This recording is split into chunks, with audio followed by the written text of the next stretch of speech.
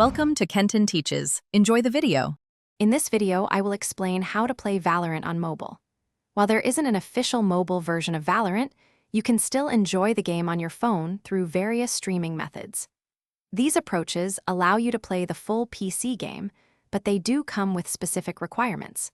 We will explore two main ways to achieve this, ensuring you understand the setup and potential challenges involved. One popular method is using cloud gaming services. These platforms host the game on their powerful servers and stream the video feed to your phone.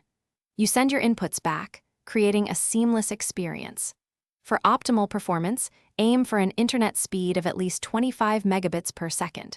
Remember, you will likely need a Bluetooth controller or a mobile-compatible keyboard and mouse for effective gameplay.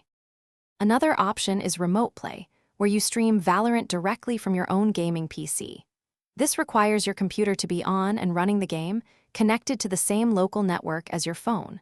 Apps like Steam Link or Moonlight facilitate this. While convenient, be aware that you might experience some input lag, which could impact your reaction time in fast-paced matches. A 5 GHz Wi-Fi connection is highly recommended.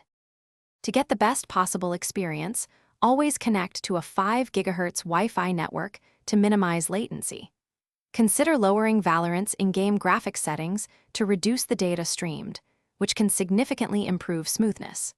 While these methods allow you to play, remember that the mobile experience will not perfectly replicate the precision and responsiveness of playing directly on a dedicated gaming PC.